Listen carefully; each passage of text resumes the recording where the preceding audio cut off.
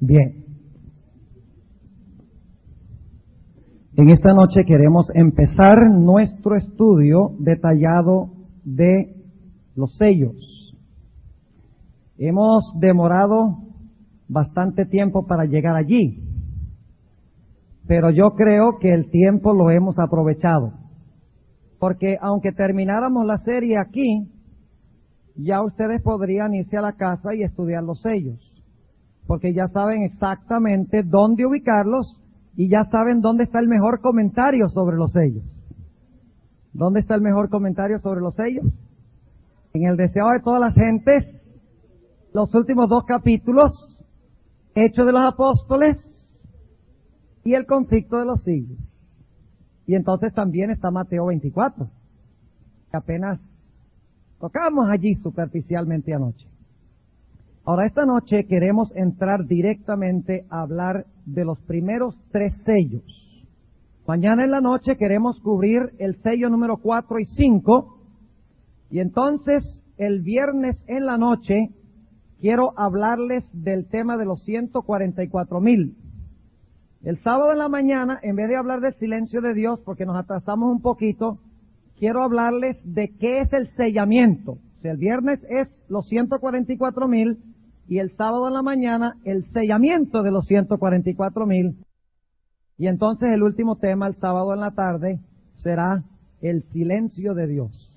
O sea que esperamos terminar todos los sellos bien cubiertos.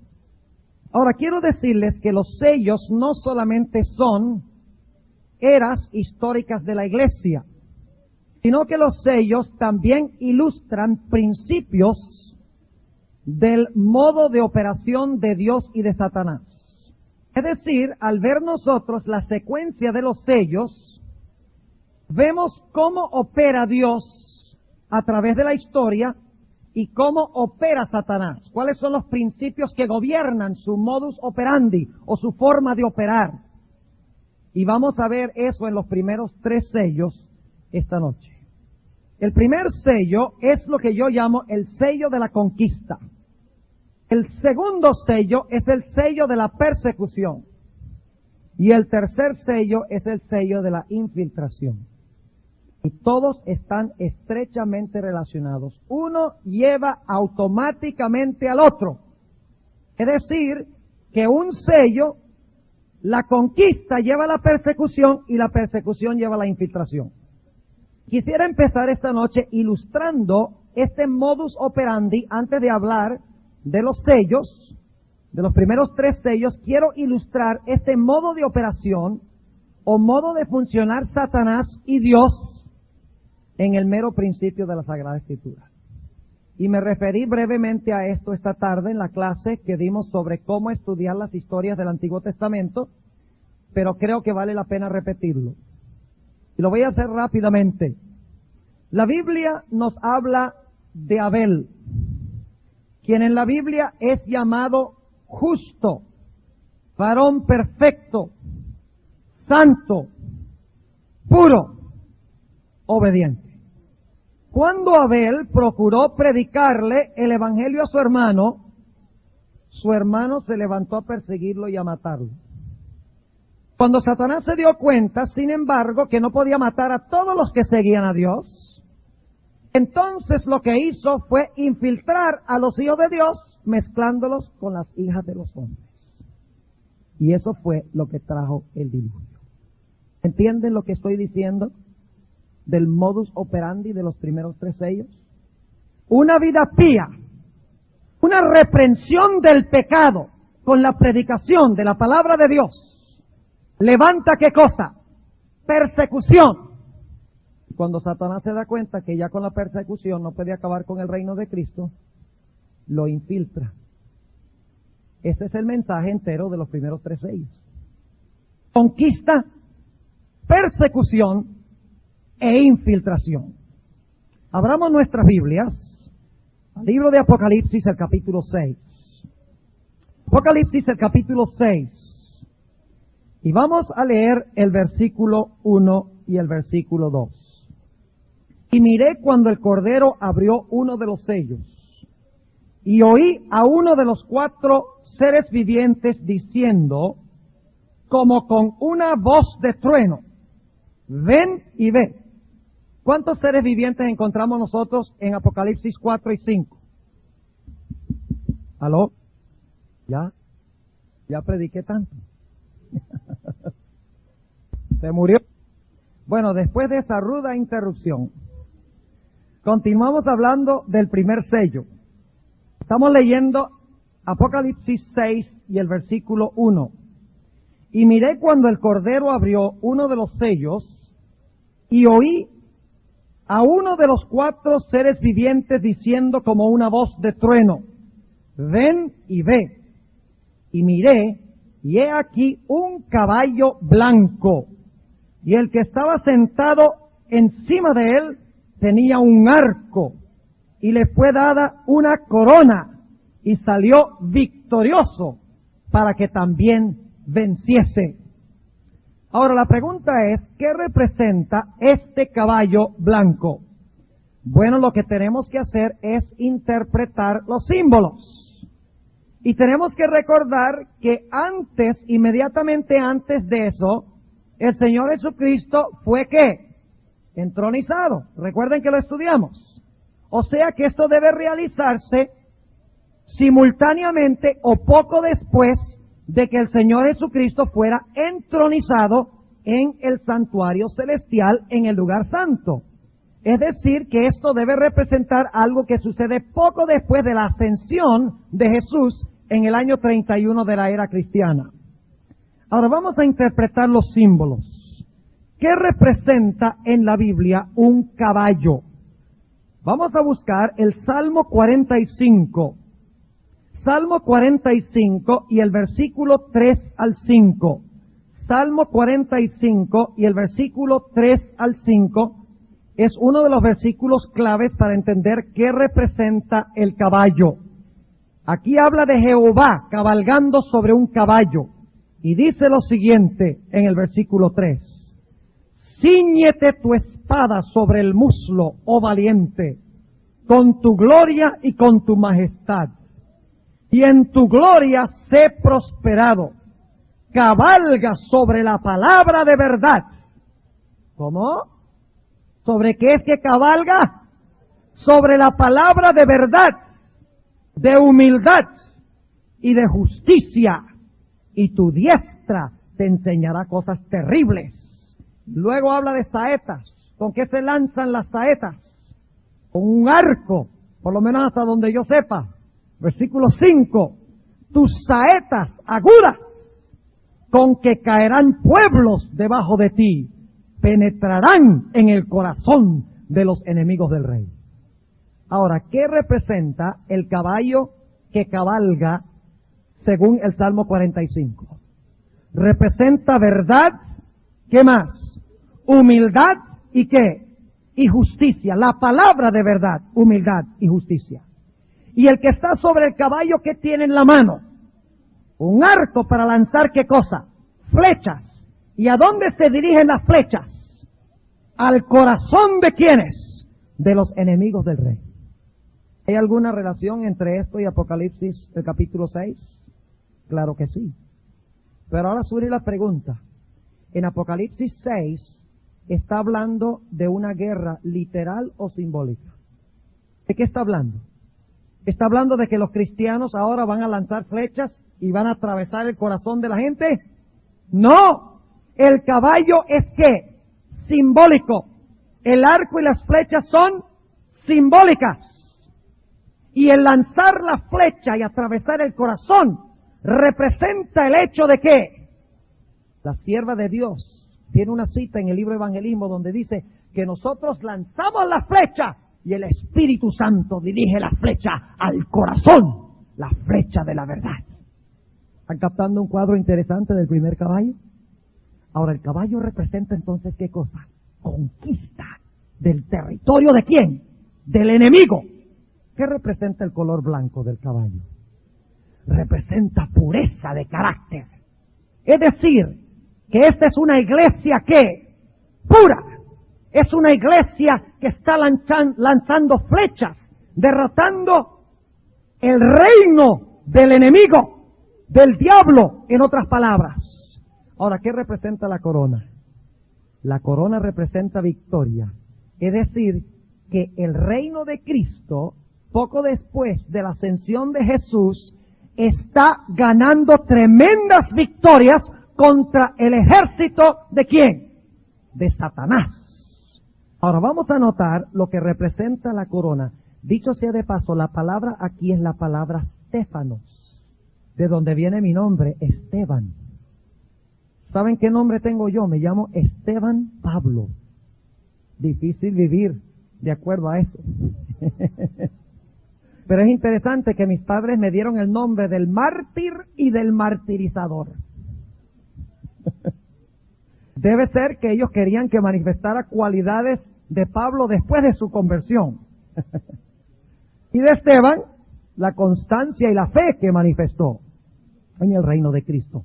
La palabra Stéfanos es la corona de un vencedor.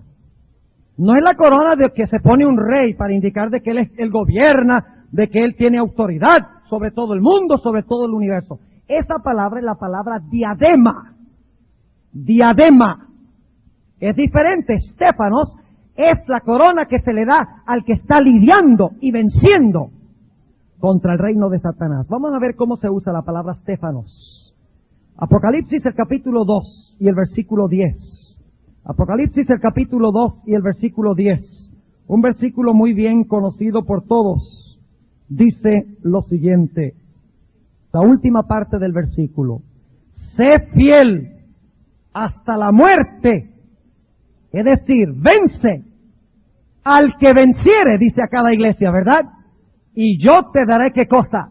El Stéfanos de la vida. Es decir, que el primer caballo representa batalla. El arco y las flechas representan ¿qué? El evangelio. El enemigo es el diablo. El blanco representa pureza.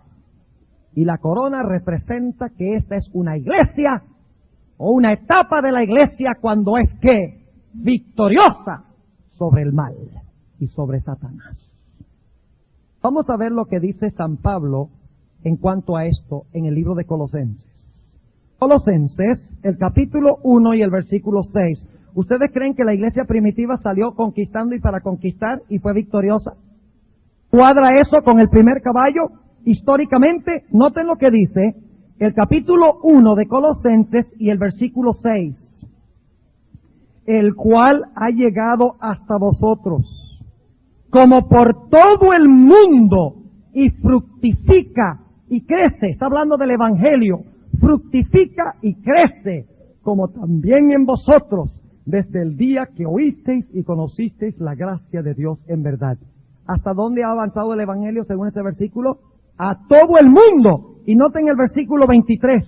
Dice, si empero permanecéis fundados y firmes en la fe, y sin moveros de la esperanza del evangelio que habéis oído, el cual es predicado a toda criatura que está debajo del cielo, del cual yo, Pablo, soy hecho ministro. El primer caballo representa la iglesia primitiva, la iglesia pura, la iglesia apostólica, la iglesia que le restó súbditos a Satanás, que lanzaba la flecha de la verdad al corazón y subyugaba a los enemigos para unirlos al cuerpo de Cristo Jesús. Una iglesia victoriosa, una iglesia que se esparció a todo el mundo. Ahora, el paralelo de esto es la iglesia de Éfeso. Vamos a notar las características de la iglesia de Éfeso. En el capítulo 2 del libro de Apocalipsis, capítulo 2 y el versículo 2 y 3. Fíjense lo que se dice de la iglesia de Éfeso. ¿Qué significa el nombre Éfeso? Significa deseable, deseable. Dice, yo sé tus obras y tu trabajo y paciencia, y que tú no puedes sufrir ¿a quiénes? A los malos. ¿Qué clase de iglesia? ¿Esta era una iglesia pura, sí o no? Sí. No podías soportar a los malos y has probado a los que se dicen ser apóstoles y no lo son, y los has hallado mentirosos. preservaron la verdad en la iglesia primitiva? Sí, versículo 3. Y has sufrido, y has tenido paciencia, y has trabajado por mi nombre, y no has desfallecido. Pero empezamos a notar que aún en la iglesia de Éfeso, ya la iglesia estaba empezando a perder ¿qué? A pesar de que había trabajado, a pesar de que había conservado la verdad pura, el siguiente versículo dice que ya estaba empezando ¿a qué? El siguiente versículo dice que ya estaba empezando ¿a qué? Estaba empezando a perder su primer amor. Ahora, hermanos y hermanas, hay una relación entre el primer sello y una escena que encontramos en Apocalipsis 19. ¿Qué acabamos de leer en el primer sello? Hay un jinete. Ese jinete está sobre un caballo blanco. Tiene un arco en la mano. Está saliendo para conquistar. En su cabeza tiene ¿qué cosa? Una corona, ¿verdad? Y sale a hacer guerra. ¿Saben ustedes que esta escena se repite casi idéntica en el capítulo 19? Vamos a anotar el capítulo 19 y vamos a leer empezando en el versículo 11. 19:11 para ver cuál es la relación. Y vi el cielo abierto. Y he aquí un ¿qué? Un caballo blanco. Y el que estaba sentado sobre él era llamado Fiel y Verdadero. ¿Es lo mismo que leímos en Salmos? ¿La verdad? Sí. El cual con justicia juzga y pelea. ¿Viene en son de guerra como el del Apocalipsis 6? Sí. Y sus ojos eran como una llama de fuego y había en su cabeza muchas diademas. Ya no estéfanos, ahora son diademas. ¿Y cómo se llama este jinete? Y tenía un nombre escrito que ninguno entendía sino él mismo, y estaba vestido de una ropa teñida en sangre, y su nombre es llamado la Palabra de Dios. ¿Hay alguna relación entre los dos pasajes? Claro que sí. Y ustedes dicen, ¿cuál es la relación? La relación es sencilla. Los que no aceptan el mensaje que da el jinete sobre el caballo de Apocalipsis 6, tendrán algún día que enfrentarse al jinete del caballo blanco, ya no en un marco de gracia donde la flecha va a atravesar el corazón para salvación, sino que tendrá que enfrentarse a ese jinete para destrucción y para desolación.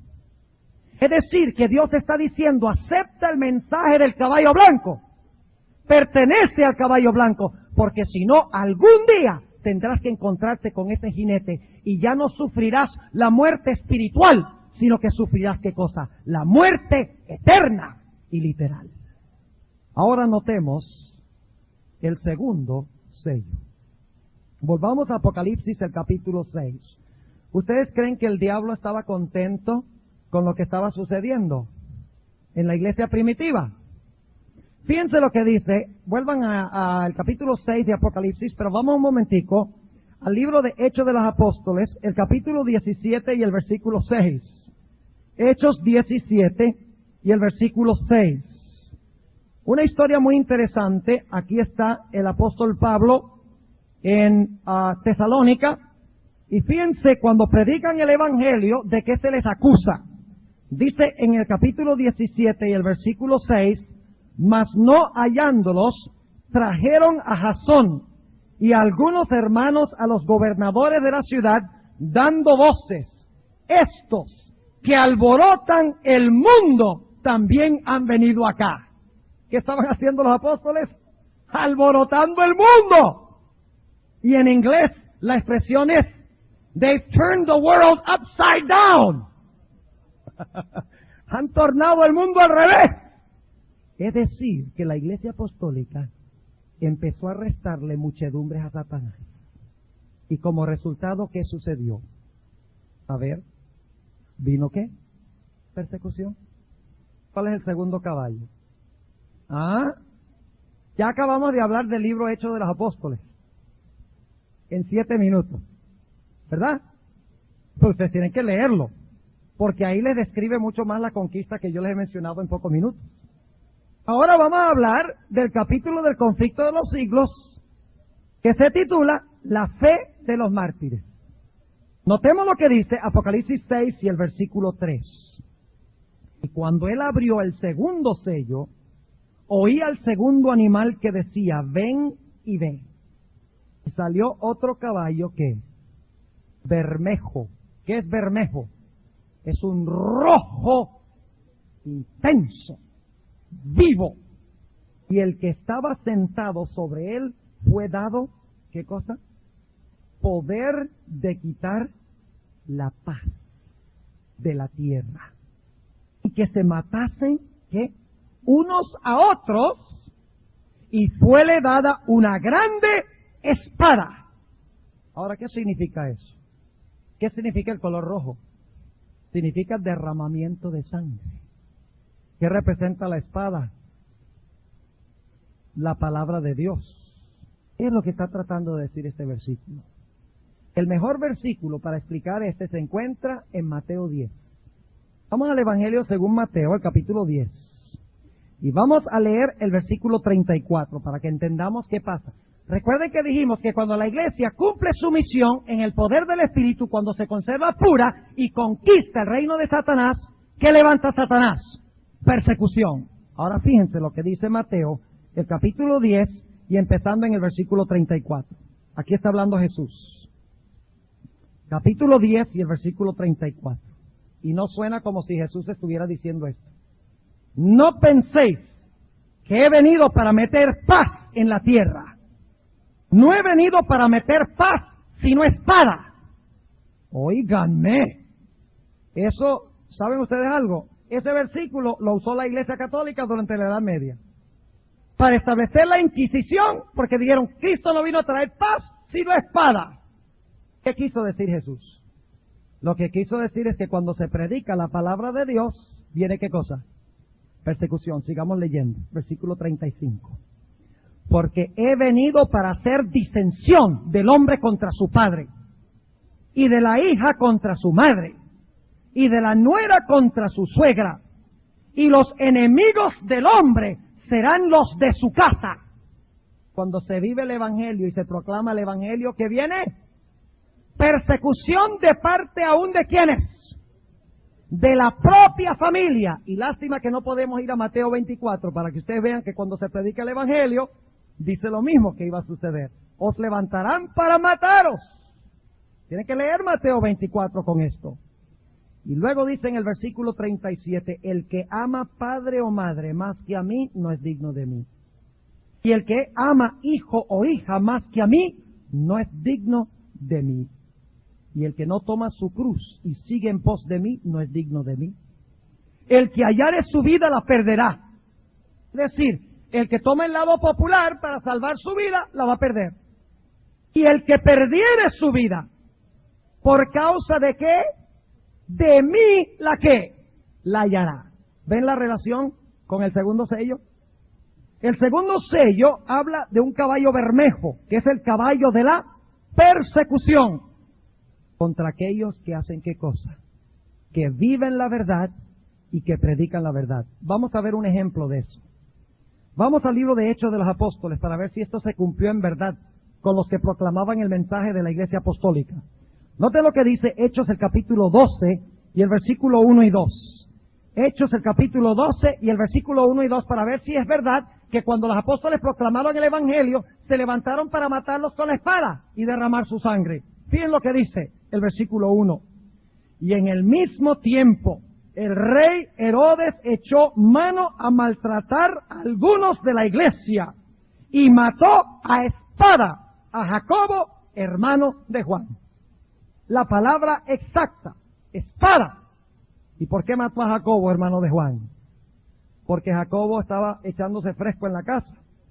Estaba un día en el balcón, asoleándose. No, ¿por qué? Porque Jacobo estaba haciendo ¿qué cosa? Estaba proclamando el Evangelio de Cristo. Ahora vamos a leer algunos párrafos del capítulo La fe de los mártires. ¿Ven la secuencia que estamos llevando? Primero Hechos de los Apóstoles, la conquista de la verdad. Ahora vamos a hablar de la fe de los mártires, que es el caballo rojo. Y vean cómo la hermana White conecta el primer evento, la conquista de la iglesia, con la persecución contra la iglesia. Noten lo que dice el conflicto de los siglos, y esto está en el capítulo La fe de los mártires. Fíjense lo que ella dice. En las persecuciones más encarnizadas, estos testigos de Jesús conservaron su fe sin mancha. ¿Qué pasó con los que fueron perseguidos y murieron? ¿Conservaron su fe cómo? Es decir, que mantuvieron sus mantos ¿cómo? Blancos. ¿De qué color es el primer caballo? Blanco.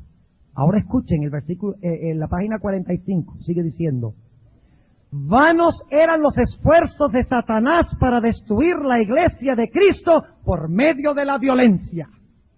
La gran lucha en que los discípulos de Jesús entregaban la vida no cesaba cuando estos fieles portaestandartes caían en su puesto. Triunfaban por su derrota. Fíjense, triunfaban. ¿Qué tiene el caballo blanco? El que está montado, una corona. ¿Que representa qué?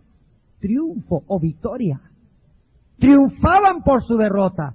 Los siervos de Dios eran sacrificados. Fíjense, color rojo. Pero su obra seguía siempre adelante. El evangelio cundía más y más, y el número de sus adherentes iba en aumento. ¡Qué tremendo! Y luego encontramos en la página 46 las palabras de Tertuliano. Dice: más somos cuanto más derramáis nuestra sangre.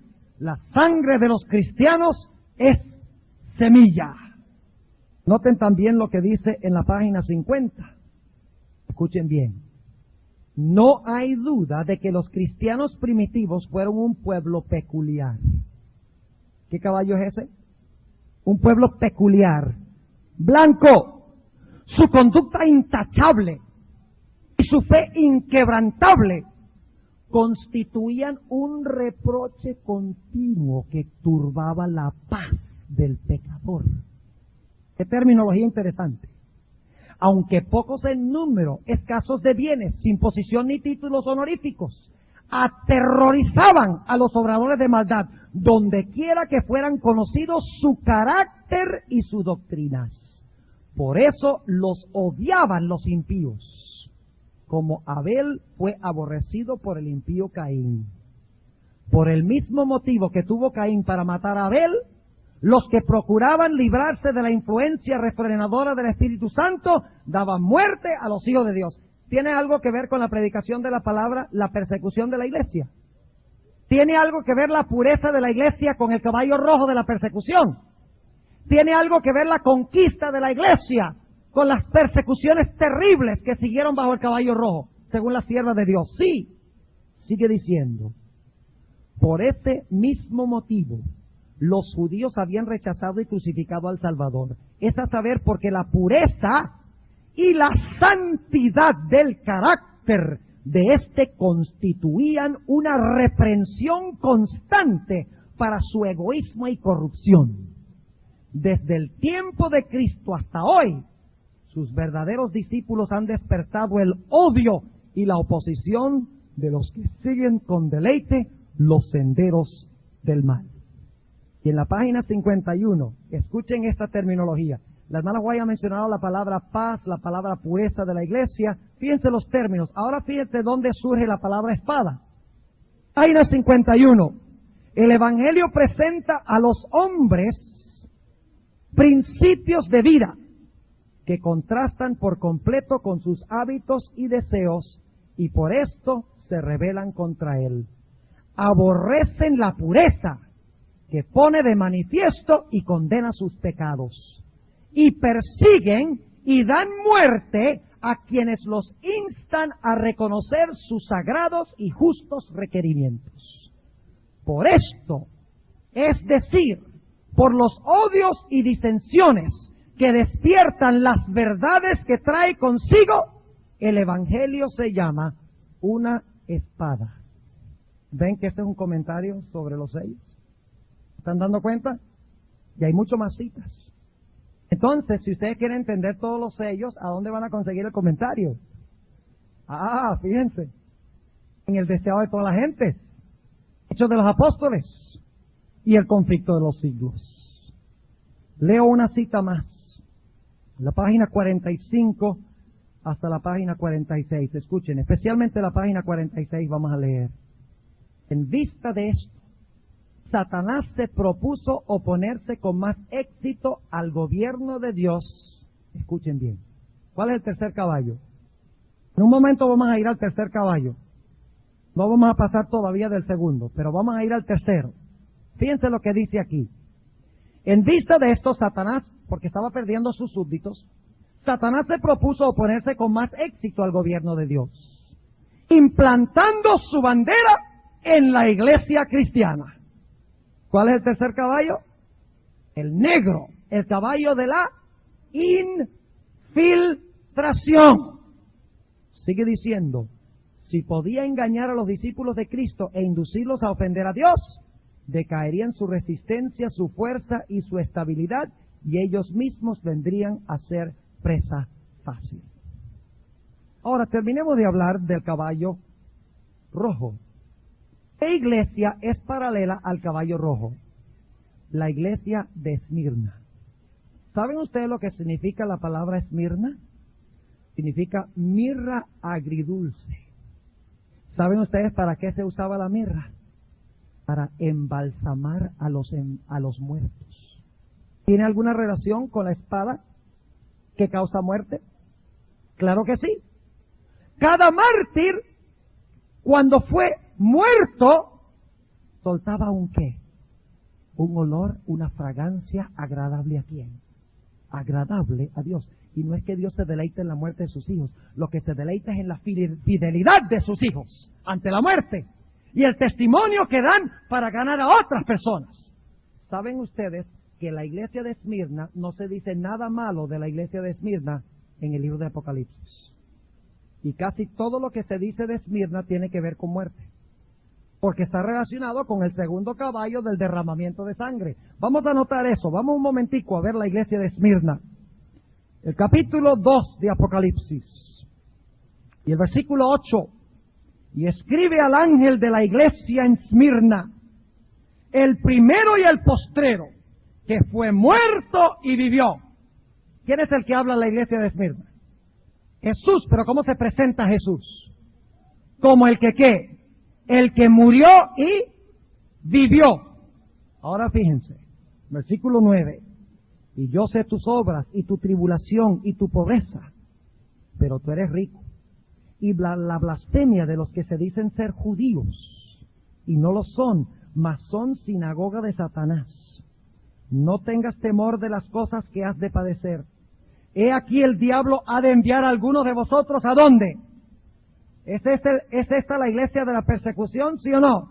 Sí, pero solamente los va a echar a la cárcel. No, dice, para que seáis probados y tendréis tribulación de 10 días, que es la persecución de Diocleciano, desde el año 303 hasta el año 313, que terminó con el caballo negro de Constantino. La infiltración. ¿Y qué dice? Sé fiel hasta la muerte, y yo te daré ¿qué cosa? El stéfanos de vida. Y luego dice en el versículo 11, el que tiene oído, oiga lo que el Espíritu dice a las iglesias. El que venciere no recibirá daño de la muerte segunda. No te preocupes de la muerte primera por causa del Evangelio, porque esa no es la que cuenta. El que venciere no será dañado por la muerte segunda. ¿Entienden lo que significa el segundo caballo? La conquista del Evangelio lleva a ¿qué cosa? Lleva a la persecución y a la muerte. Ahora yo les pregunto, ¿la persecución de la iglesia puede ser peligrosa? ¿Ustedes creen que la iglesia le agradaba la persecución? ¿Ustedes creen que la iglesia anhelaba de que terminara la persecución? Aquí es que llegamos al caballo tercero, el caballo negro. La iglesia había sido arrasada. Se había derramado su sangre por causa de la espada del Evangelio de Cristo. Había sido fiel hasta la muerte. Había sido echada a la cárcel. Había sido pisoteada, ultrajada, maltratada. Y ahora se levantó un hombre llamado Constantino el Grande y le hizo una oferta halagadora a la iglesia. Le dijo a la iglesia, dirigido por Satanás, ya ustedes no tienen que ser perseguidos más. Ya no tienen que ser considerados una secta, un culto, algo aparte, separado, peculiar, diferente. Ya no tienen que ser perseguidos. Yo les voy a dar la vía fácil. ¿Qué hizo Constantino? Introdujo la apostasía a la iglesia. Vamos a leerlo en Apocalipsis el capítulo 6. Y vamos a leer el versículo 5. Dio el tercer sello, oí al tercer ser viviente que decía, ven y ve. Y miré, y he aquí un caballo que negro. ¿Saben cuál es el capítulo en el conflicto de los siglos?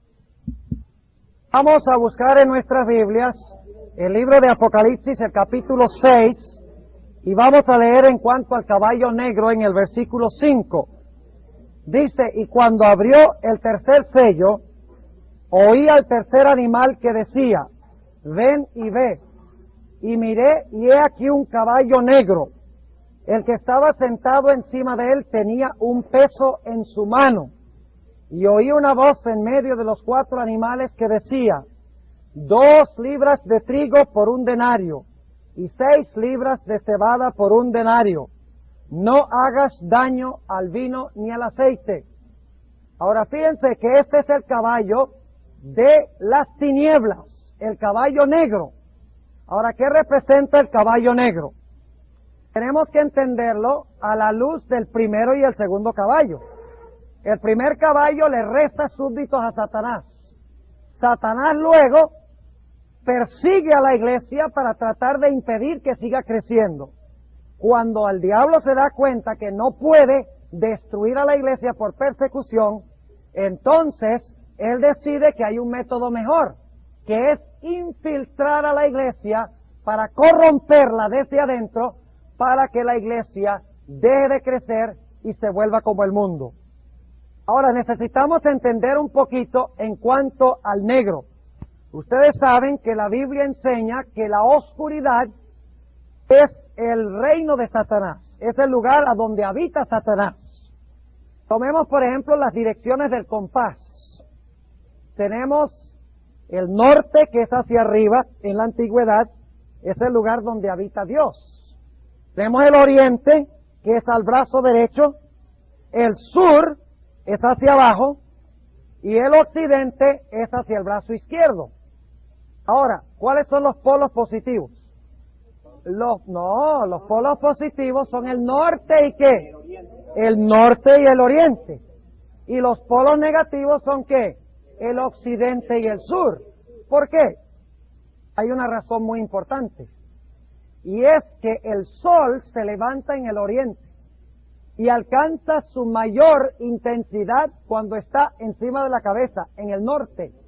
Pero el sol se oculta y empiezan las tinieblas en el occidente, y la oscuridad alcanza su mayor intensidad cuando está ¿dónde? Cuando está en el sur.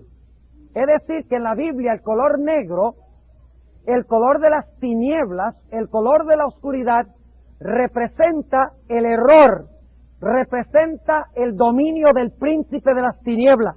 Ahora, la Biblia enseña de que la palabra de Dios es luz, ¿sí o no?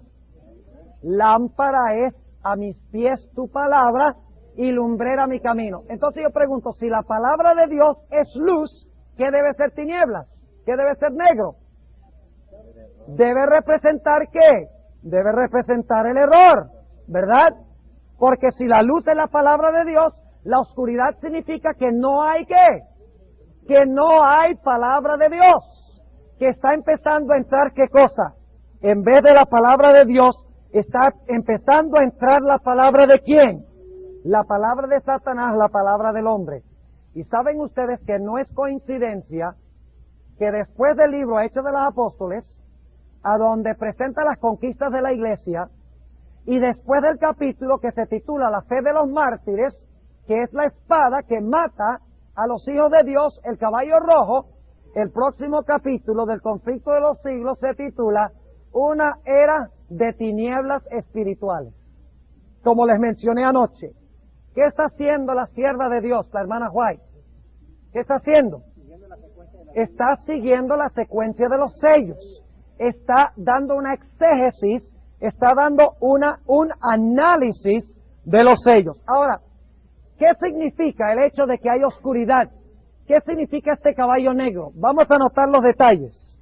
Dice aquí, el que estaba sentado encima de él tenía un ¿qué?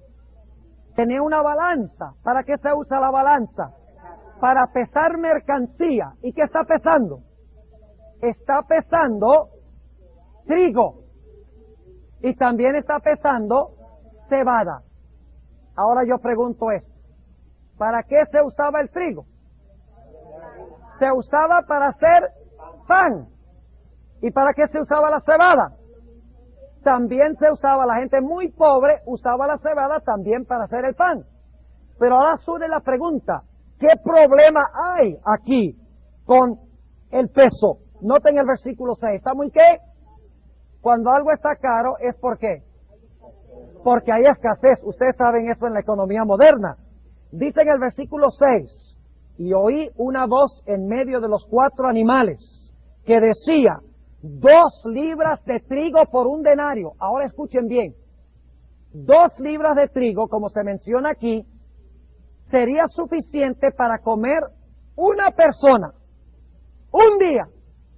¿Y saben ustedes cuánto salario ganaba un individuo en un día? Un denario. Es decir, que el trigo con que se hacía el pan estaba tan caro y tan escaso que se tenía que pagar una cantidad de dinero exorbitante para poder conseguir pan. Ahora yo pregunto, ¿qué pan es este? ¿Por qué hay oscuridad? Porque no se consigue ¿qué? Porque no se consigue pan. Ahora, en vez de la palabra de Dios, entran ¿qué cosa? Las tradiciones y los errores de los seres humanos. Ahora, este pan es el pan de la mesa de los panes de la proposición. Porque luego dice que a pesar de que hay escasez de pan, no se le debe hacer daño ¿a qué? Al vino. ¿Qué iba en la mesa de los panes de la proposición junto con el pan? La libación del vino. ¿Y el aceite a dónde se echaba? En el candelero y también en el pan. Ahora fíjense, ¿iba a desaparecer completamente el pan? ¿Iba todavía a ser eficaz la sangre de Cristo, que es representado por el vino? ¿Todavía la luz de la iglesia se iba a mantener ardiendo con el aceite del Espíritu Santo, sí o no? Es decir, ¿iba a desaparecer completamente la verdad? No, iba a haber un remanente fiel aún en esta iglesia oscura. Ahora necesitamos comparar a esta iglesia con la iglesia de Pérgamo. Así que vamos un momentico, Apocalipsis, el capítulo 3. Apocalipsis, el capítulo 2, y el versículo 12. Recuerden que esto es equivalente a la iglesia de Pérgamo. ¿Qué representa el pan? No solo de pan vivirá el hombre, sino de toda palabra que sale de la boca de Dios. Vivirá el hombre, sino de toda palabra que sale de la boca de Dios. Además de eso, ¿qué representa la luz? También la palabra de Dios. Fíjense. Ahora fíjense, hay el pan y hay el aceite y hay el vino. No se va a destruir la obra de Cristo completamente. No se va a destruir la obra del Espíritu Santo. No va a desaparecer el pan que alimenta y las lámparas que dan luz. Es decir, la palabra de Dios todavía iba a existir, pero iba a existir de luto. Ustedes saben que en Apocalipsis 11 habla de los 2 testigos. Y los 2 testigos están vestidos ¿cómo? De saco y de cilicio. Es decir, que están ¿de qué? Están de luto. Por la sencilla razón de que no se encuentra casi la palabra de Dios. Está muy, muy cara, porque no se consigue. Ahora fíjense, 2 detalles. Ustedes saben que en Apocalipsis 11 habla de los 2 testigos. Y los 2 testigos están vestidos ¿cómo? de saco y de cilicio. Es decir, que están ¿de qué? Están de luto, por la sencilla razón de que no se encuentra casi la palabra de Dios. Está muy, muy cara, porque no se consigue. Ahora fíjense dos detalles que queremos estudiar en cuanto a Pérgamo, que nos va a introducir el tema de la próxima vez. Fíjense lo que dice el versículo 12, para que vean que, fíjense, la primera iglesia cubre el mismo periodo que el primer sello, ¿sí o no?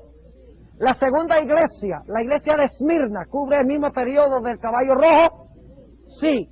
La iglesia de Pérgamo cubre el mismo periodo que el sello del caballo negro, ¿sí o no? Claro que sí. Ahora fíjense los detalles. Noten lo que se nos dice en el versículo 12. Y escribe al ángel de la iglesia en Pérgamo, el que tiene la espada aguda de 2 filos, dice estas cosas. Yo sé tus obras y dónde moras, donde está el trono de Satanás. Ahí dice silla, pero la palabra es trono de Satanás. ¿Dónde está el trono de Satanás? Está en Pérgamo. ¿Cuál iglesia representa Pérgamo? No pierdan esto porque es un punto muy importante. ¿Qué iglesia es la iglesia de Pérgamo? ¿Qué periodo cubre? Desde el tiempo de que Constantino el Grande favoreció a la iglesia en el año 313 hasta el año ¿qué? 538, exactamente. Ese es el periodo cuando empiezan a penetrar ¿qué cosa? Las tinieblas espirituales a la iglesia, según dice el espíritu de profecía. Ahora fíjense qué interesante lo que dice Apocalipsis 13 y el versículo 2. Fíjense, Apocalipsis 13, acabamos de hablar del trono de Satanás. ¿Dónde está el trono de Satanás? En Pérgamo. ¿Qué es Pérgamo?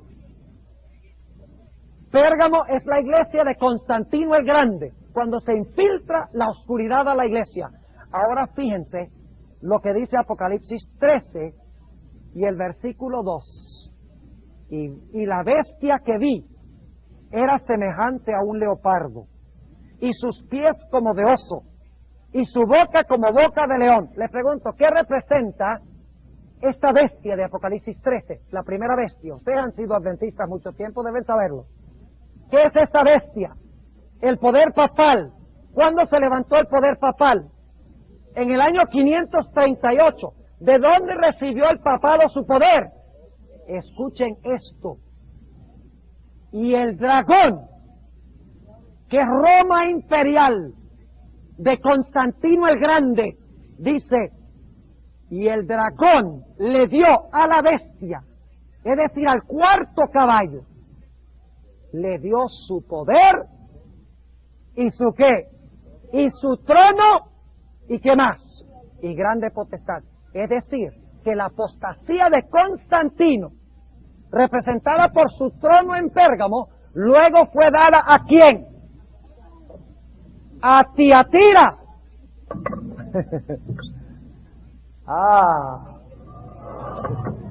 Ahora sí. Pero me podían escuchar bien, ¿verdad? Ok, ahora fíjense bien, van a poder concentrarse mejor. Y para la grabación hay que explicar esta ensalada que tenemos aquí. Y es que las luces se apagaron 2 veces y esperamos que no se vuelvan a apagar otra vez. Ahora fíjense, tenemos la iglesia de Pérgamo. ¿Qué está en la iglesia de Pérgamo? ¿El trono de quién? El trono de Satanás. ¿A dónde se transfiere ese trono? ¿Cuál es la siguiente iglesia? Tiatira. Y ustedes dicen, ¿cómo sabemos eso? Bueno, en Apocalipsis 12, ¿qué es el dragón de Apocalipsis 12? ¿Cuál fue el poder que se paró al lado de Cristo, al lado de la mujer para devorar a Cristo cuando naciera? ¿Qué poder es ese? Roma, que a la bestia, que es lo mismo que el caballo negro le da su poder a el caballo amarillo. ¿Están entendiendo? Como que no veo que estén entendiendo mucho. Hay que repetirlo de nuevo, porque es importante que lo entiendan. La iglesia de Pérgamo, ¿cuál periodo cubre? Vamos a resumirlo de una forma bien sencilla. 313, ¿a dónde? Al 538. ¿Cuál poder está gobernando durante ese tiempo? Roma imperial. ¿Correcto? ¿Cuál es la iglesia después de Pérgamo? Tiatira. ¿Cuál iglesia es esa? ¿Qué representa la iglesia de Tiatira? Oscuridad significa que no hay ¿qué? Que no hay palabra de Dios. Que está empezando a entrar ¿qué cosa? En vez de la palabra de Dios, está empezando a entrar la palabra de ¿quién? La palabra de Satanás, la palabra del hombre. Y saben ustedes que no es coincidencia que después del libro Hechos de los Apóstoles, a donde presenta las conquistas de la iglesia, y después del capítulo que se titula La fe de los mártires, que es la espada que mata a los hijos de Dios, el caballo rojo, el próximo capítulo del conflicto de los siglos se titula Una era de tinieblas espirituales. Como les mencioné anoche, ¿qué está haciendo la sierva de Dios, la hermana White? ¿Qué está haciendo? Está siguiendo la secuencia de los sellos. Está dando una exégesis, está dando un análisis de los sellos. Ahora, ¿qué significa el hecho de que hay oscuridad? ¿Qué significa este caballo negro? Vamos a anotar los detalles. Dice aquí, el que estaba sentado encima de él tenía un ¿qué? Tenía una balanza. ¿Para qué se usa la balanza? Para pesar mercancía. ¿Y qué está pesando? Está pesando trigo. Y también está pesando cebada. Ahora yo pregunto esto. ¿Para qué se usaba el trigo? Se usaba para hacer pan. ¿Y para qué se usaba la cebada? También se usaba, la gente muy pobre usaba la cebada también para hacer el pan. Pero ahora surge la pregunta, ¿qué problema hay aquí con el peso? Noten el versículo 6, ¿está muy qué? Cuando algo está caro, ¿es por qué? Porque hay escasez. Ustedes saben eso en la economía moderna. Dice en el versículo 6, y oí una voz en medio de los 4 animales que decía, 2 libras de trigo por un denario. Ahora escuchen bien. 2 libras de trigo, como se menciona aquí, sería suficiente para comer una persona. Un día. ¿Y saben ustedes cuánto salario ganaba un individuo en un día? Un denario. Es decir, que el trigo con que se hacía el pan estaba tan caro y tan escaso que se tenía que pagar una cantidad de dinero exorbitante para poder conseguir pan. Ahora yo pregunto, ¿qué pan es este? ¿Por qué hay oscuridad? Porque no se consigue ¿qué? Porque no se consigue pan. Ahora, en vez de la palabra de Dios, entran ¿qué cosa? Las tradiciones y los errores de los seres humanos. Ahora, este pan es el pan de la mesa de los panes de la proposición. Porque luego dice que a pesar de que hay escasez de pan, no se le debe hacer daño ¿a qué? Al vino. ¿Qué iba en la mesa de los panes de la proposición junto con el pan? La libación del vino. ¿Y el aceite a dónde se echaba? En el candelero y también en el pan. Ahora fíjense, ¿iba a desaparecer completamente el pan? ¿Iba todavía a ser eficaz la sangre de Cristo que es representado por el vino? ¿Todavía la luz de la iglesia se iba a mantener ardiendo con el aceite del Espíritu Santo, sí o no? Es decir, ¿iba a desaparecer completamente la verdad? No, iba a haber un remanente fiel aún en esta iglesia oscura. Ahora necesitamos comparar a esta iglesia con la iglesia de Pérgamo.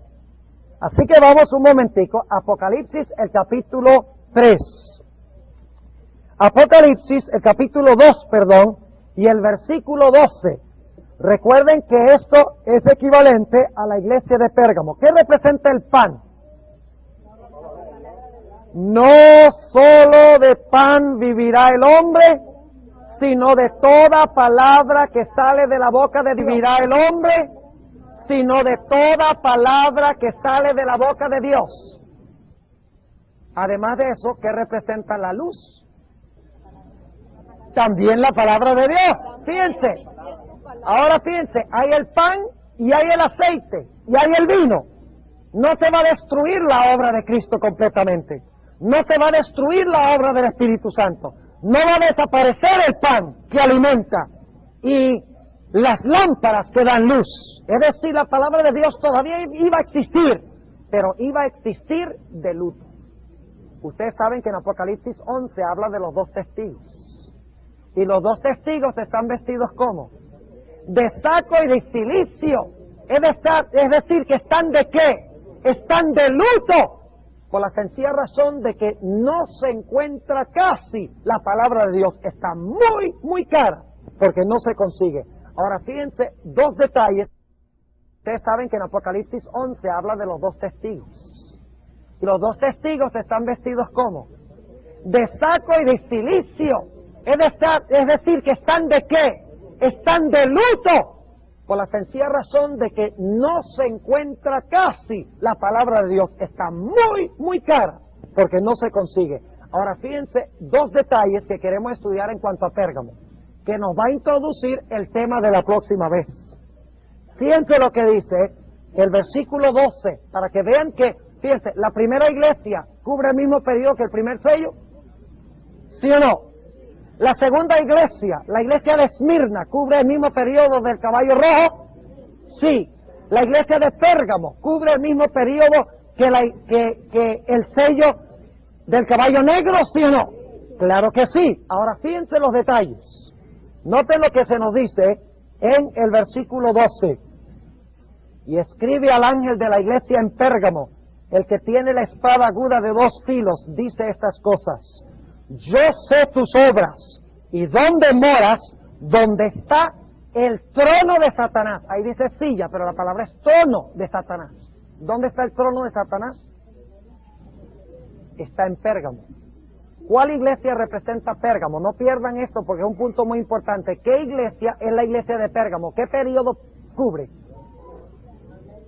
Desde el tiempo de que Constantino el Grande favoreció a la iglesia en el año 313 hasta el año ¿qué? 538, exactamente. Ese es el periodo cuando empiezan a penetrar ¿qué cosa? Las tinieblas espirituales a la iglesia, según dice el espíritu de profecía. Ahora fíjense qué interesante lo que dice Apocalipsis 13 y el versículo 2. Fíjense, Apocalipsis 13, acabamos de hablar del trono de Satanás. ¿Dónde está el trono de Satanás? En Pérgamo. ¿Qué es Pérgamo? Pérgamo es la iglesia de Constantino el Grande, cuando se infiltra la oscuridad a la iglesia. Ahora fíjense lo que dice Apocalipsis 13 y el versículo 2. Y la bestia que vi era semejante a un leopardo, y sus pies como de oso, y su boca como boca de león. Les pregunto, ¿qué representa esta bestia de Apocalipsis 13? La primera bestia. Ustedes han sido adventistas mucho tiempo, deben saberlo. ¿Qué es esta bestia? El poder papal. ¿Cuándo se levantó el poder papal? En el año 538. ¿De dónde recibió el papado su poder? Escuchen esto. Y el dragón, que es Roma imperial, de Constantino el Grande, dice, y el dragón le dio a la bestia, es decir, al cuarto caballo, le dio su poder y su qué, y su trono, y qué más, y grande potestad. Es decir, que la apostasía de Constantino, representada por su trono en Pérgamo, luego fue dada ¿a quién? A Tiatira.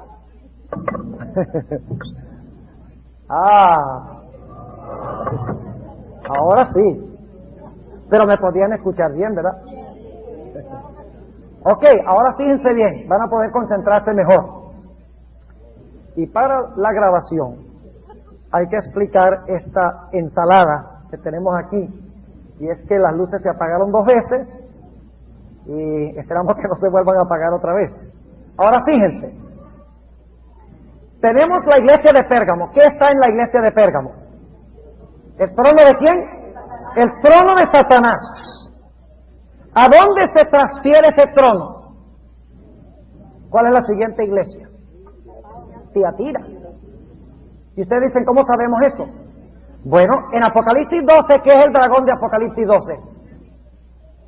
¿Cuál fue el poder que se paró al lado de Cristo, al lado de la mujer para devorar a Cristo cuando naciera? ¿Qué poder es ese? ¿Roma qué? Imperial. ¿Y a quién le dio Roma imperial su trono? ¿A quién? A la bestia. Fíjense, Pérgamo le da su poder a Tiatira. ¿Están siguiendo? Y el dragón le da su poder a la bestia, que es lo mismo que el caballo negro le da su poder a el caballo amarillo. ¿Están entendiendo? Como que no veo que estén entendiendo mucho. Hay que repetirlo de nuevo, porque es importante que lo entiendan. La iglesia de Pérgamo, ¿cuál periodo cubre? Vamos a resumirlo de una forma bien sencilla. 313, ¿a dónde? Al 538. ¿Cuál poder está gobernando durante ese tiempo? Roma imperial. ¿Correcto? ¿Cuál es la iglesia después de Pérgamo? Tiatira. ¿Cuál iglesia es esa? ¿Qué representa la iglesia de Tiatira? ¿Cuál periodo histórico? Roma papal. Es decir, que Pérgamo lleva ¿a qué? A Tiatira. ¿Y qué pasa con el trono de Satanás que se encuentra en Pérgamo? Pasa a Tiatira. Y usted dice, ¿cómo sabemos eso? Porque en Apocalipsis 13, el dragón, que es Roma pagana, dice que le da ¿a quién? A la bestia, que es el papado, ¿su qué? Su trono. Es lo mismo del hecho de que el caballo negro de las tinieblas, cuando penetra el error de la iglesia, luego le entrega esas tinieblas ¿a quién? Al caballo amarillo, y como resultado que viene la muerte. Y de ese caballo vamos a hablar un poquito más mañana. Ahora, noten otro detalle interesante en relación con la iglesia de Pérgamo. ¿Me entendieron lo que acabé de decir? Fíjense la relación entre las iglesias, los sellos y lo que viene después en Apocalipsis. Hay que compaginar todo. Fíjense qué más dice en Apocalipsis 2 en cuanto a la iglesia de Pérgamo. La iglesia cuando se infiltró a la iglesia la apostasía, la oscuridad. Como dice la hermana White, ¿una era de qué? Una era de tinieblas, exactamente. Noten lo que dice el versículo 14.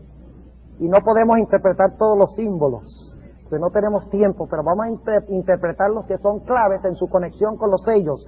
Dice en el versículo 14, pero tengo unas pocas cosas contra ti, porque tú tienes allí los que tienen la doctrina ¿de quién? De Balaam. Ahora, ¿qué creen ustedes que debemos hacer con esa declaración? A ver, los que estuvieron en la clase esta tarde. Sería bueno volver al Antiguo Testamento a ver cuál fue la característica de quién. De Balaam. Si esta iglesia tiene lo mismo que Balaam, vamos a ver qué asunto existió en los días de Balaam.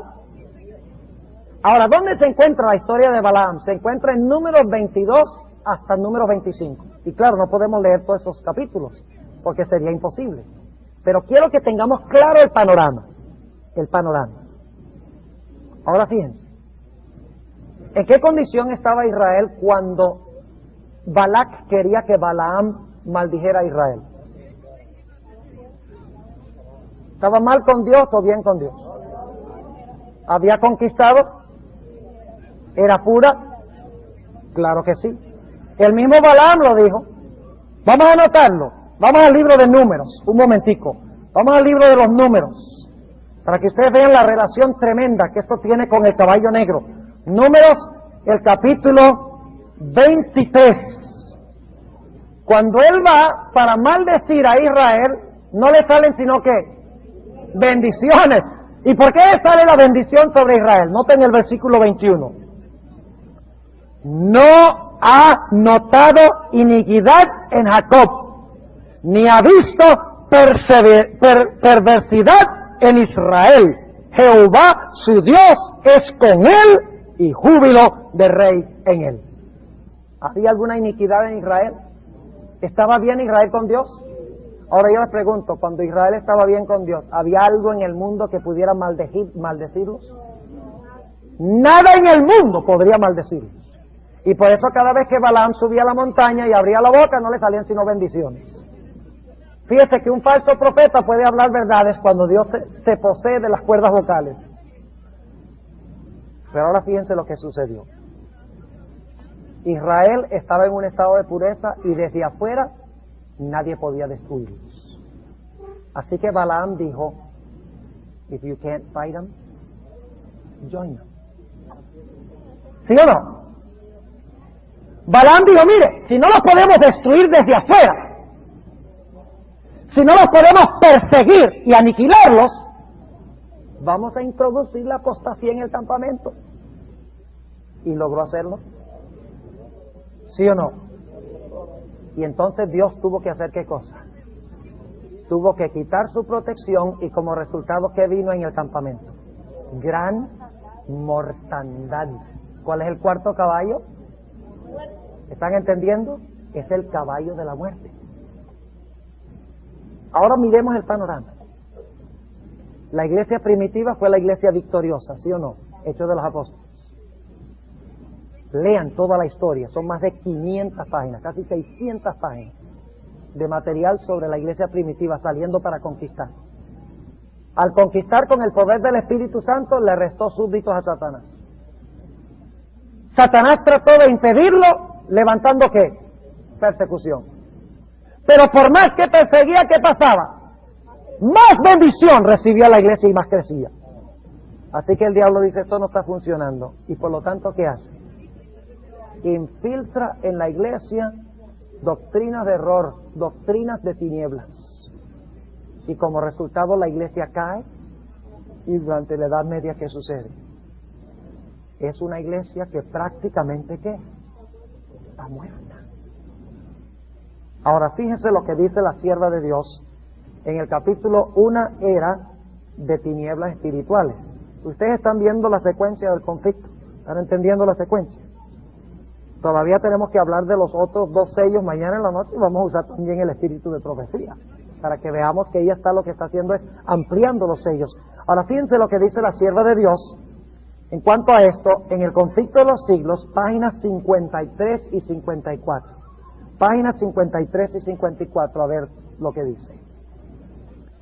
Dice, poco a poco, primero solapadamente y a hurtadillas, y después con más desembozo, conforme iba cobrando fuerza y dominio sobre los espíritus de los hombres, el misterio de iniquidad hizo progresar su obra engañosa y blasfema. De un modo casi imperceptible, las costumbres del paganismo penetraron en la iglesia cristiana. ¿Qué caballo es ese? No, ese no es el amarillo. Estamos en el capítulo Una era de tinieblas espirituales. Ese es el negro, muy bien. Sí, sigue diciendo. El espíritu de avenencia y de transacción fue coartado por algún tiempo por las terribles persecuciones que sufrieron la iglesia bajo el régimen del paganismo. Mas habiendo cesado la persecución, ahora escuchen, ¿cuál es el problema? Mas habiendo cesado la persecución y habiendo penetrado el cristianismo en las cortes y los palacios, la iglesia dejó a un lado la humilde sencillez de Cristo. ¿Recuerdan lo que leímos en el Salmo 45? ¿Qué es el caballo? El que va sobre el caballo es verdad. ¿Y qué más? Humildad, dice allí. La iglesia dejó a un lado la humilde sencillez de Cristo y de sus apóstoles por la pompa y el orgullo de los sacerdotes y gobernantes paganos y sustituyó los requerimientos de Dios por las teorías y tradiciones de los hombres. ¿Qué hizo? Sustituyó los requerimientos de Dios. ¿Dónde están esos? ¿Dónde se encuentran los requerimientos de Dios? En la Biblia. ¿Y qué sustituyó? Teorías y tradiciones ¿de quiénes? De los hombres. Esas son las tinieblas. Sigue diciendo, la conversión nominal de Constantino. Ahora sí sabemos que el caballo negro es el tiempo de Constantino, porque ese es el de la era de las tinieblas espirituales. Dice, la conversión nominal de Constantino a principios del siglo IV causó gran regocijo. Fíjese, la iglesia había sido perseguida y ahora dicen, finalmente vamos a descansar. Y bajaron la guardia. Dice, causó gran regocijo. Y el mundo disfrazado con capa de rectitud, se introdujo en la iglesia. Ahí está la doctrina de Balaam, Pérgamo. Penetró el trono de Satanás a Pérgamo y luego fue transmitido ¿a dónde? A Tiatira y al caballo amarillo. Sigue diciendo, desde entonces la obra de corrupción progresó rápidamente. El paganismo que parecía haber sido vencido, noten la terminología, tengan cuidado cuando leen los términos. El paganismo que parecía haber sido ¿qué? Vencido. ¿Qué es lo que hace el primer caballo? Sale venciendo y para vencer. Las tijeras no me las mencionen porque perdimos mucho tiempo. Ya vamos a terminar. Ya vamos a terminar. Yo prometí guardar mi palabra, pero perdimos tiempo, ¿sí o no? Vamos a terminar. Sí. Son las 9:05, según mi reloj. Deme unos 5 minuticos más para que terminemos. Dice, el paganismo que parecía haber sido vencido vino a ser el vencedor. Su espíritu dominó a la iglesia. Sus doctrinas, ceremonias y supersticiones se incorporaron a la fe y al culto de los que profesaban ser discípulos de Cristo. Ahora escuchen, esta avenencia entre el paganismo y el cristianismo dio por resultado el desarrollo del hombre de pecado. ¿Ven? ¿Y quién es el hombre de pecado? El papado. Es decir, que la iglesia de Pérgamo gestó a la iglesia de ¿qué? A la iglesia de Tiatira. El caballo negro de las tinieblas gestó ¿qué? El caballo amarillo de la muerte. Sigue diciendo. Esta avenencia entre el paganismo y el cristianismo dio por resultado el desarrollo del hombre de pecado, predicho en la profecía, como oponiéndose a Dios y ensalzándose a sí mismo sobre Dios. Ese gigantesco sistema de falsa religión es obra maestra del poder de Satanás. ¿Está allí también el poder de Satanás, el trono de Satanás? Claro, Roma pagana le entregó su trono y su autoridad a Roma papal. Es decir, que lo único que se hizo fue montar el trono en una carreta y transferirlo allá. Dice, ese gigantesco sistema de falsa religión es obra maestra del poder de Satanás, un monumento de sus esfuerzos para sentarse él en el trono y reinar sobre la tierra según su voluntad. ¿Estaba el trono en Tiatira, el trono de Satanás? Sí, es el lugar desde donde él tiene planes de dominar ¿qué? De dominar el mundo entero. Ahora leo una cita más, son 2 más. Esta es una de ellas, la página 46 y 47. Noten lo que dice la sierva de Dios. En vista de esto, de que no pudo destruir a la iglesia por persecución, en vista de esto, Satanás se propuso oponerse con más éxito al gobierno de Dios, implantando su bandera en la iglesia cristiana.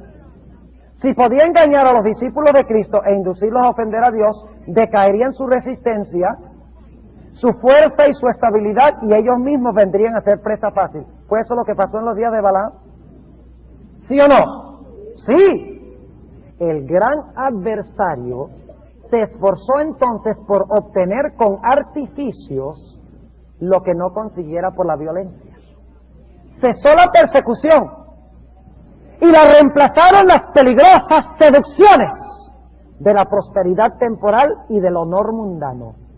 Los idólatras fueron inducidos a aceptar parte de la fe cristiana, al par que rechazaban otras verdades esenciales. La iglesia se vio entonces en gravísimo peligro, y en comparación con él, la cárcel, las torturas, el fuego y la espada eran bendiciones. ¡Qué tremendo! ¿Usted conoce este texto en segunda de Corintios 6, donde dice que no debemos unirnos al mundo porque ¿qué relación tiene la luz con qué? Con las tinieblas. Es decir, la luz del primer caballo ahora ha dado cabida ¿a qué? A las tinieblas del tercer caballo, que finalmente va a llevar a una mortandad espiritual durante la Edad Media, porque no hay prácticamente palabra de Dios. Ahora, para concluir, ¿qué tiene esto que decirnos a nosotros? ¿Saben ustedes que los sellos se van a volver a repetir? Esto es algo que yo no he mencionado todavía.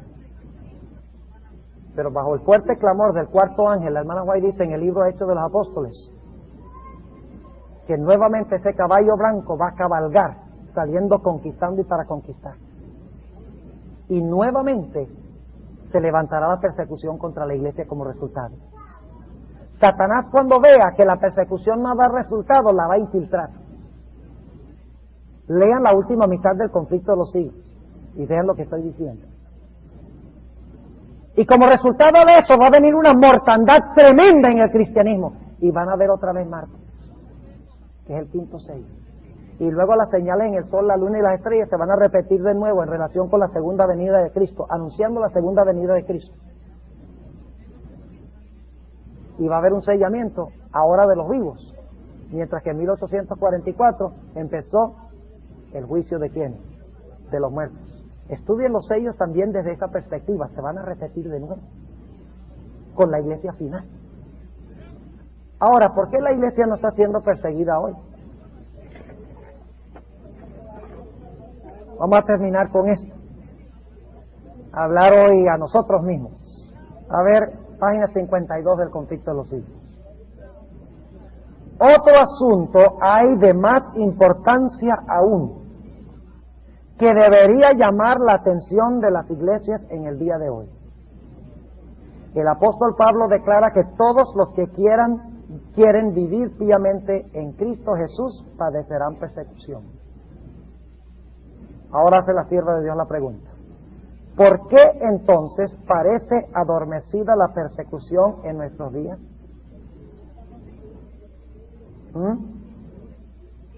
Porque todavía no se ha proclamado la ley dominical.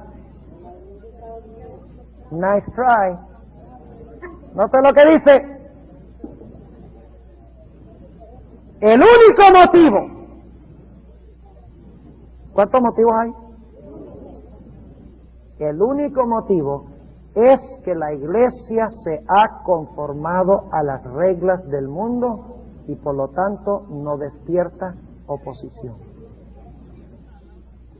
Escuchen, la religión que se profesa hoy no tiene el carácter puro y santo que distinguiera a la fe cristiana en los días de Cristo y sus apóstoles. Si el cristianismo es aparentemente tan popular, ¿se está repitiendo lo que pasó con el caballo negro? ¿Sí o no? Sí. Si el cristianismo es aparentemente tan popular en el mundo, ello se debe tan solo al espíritu de transigencia con el pecado, a que las grandes verdades de la palabra de Dios son miradas con indiferencia y a la poca piedad vital que hay en la iglesia. Pero luego dice la sierva de Dios: revivan la fe y el poder de la iglesia primitiva, y el espíritu de persecución revivirá también, y el fuego de la persecución volverá a encenderse. ¿Entendieron el tema de esta noche? La relación de los primeros tres sellos. La pureza y la obra misionera de la iglesia asusta a Satanás. Debe ser que no está muy asustado ahorita. Y cuando se asusta, persigue a la iglesia. Pero cuando persigue a la iglesia crece más. Y entonces Satanás parece que no aprende. Y cuando Satanás se da cuenta que no puede destruir a la iglesia con la persecución, ¿qué hace? La infiltra. ¿Ustedes creen que Satanás está tratando de infiltrar a la iglesia adventista ahora? Claro que sí. Está tratando de hacerlo y lo ha hecho. Pero la Biblia dice que Dios tiene un remanente fiel en la iglesia, que pasará por la tribulación final, que revivirá la piedad de la iglesia primitiva y saldrá nuevamente conquistando para conquistar el reino de Satanás y concluirá la obra de Dios. Dios quiera que nosotros estemos entre ese grupo. Mañana vamos a estudiar el cuarto y el quinto sello. Y luego entonces, como les dije el viernes en la noche, vamos a hablar de los 144,000, la escena del sellamiento en el sexto sello. y luego vamos a concluir con el séptimo sello, el sábado, la resurrección especial y el silencio de Dios. Gracias, Pastor Alvis, por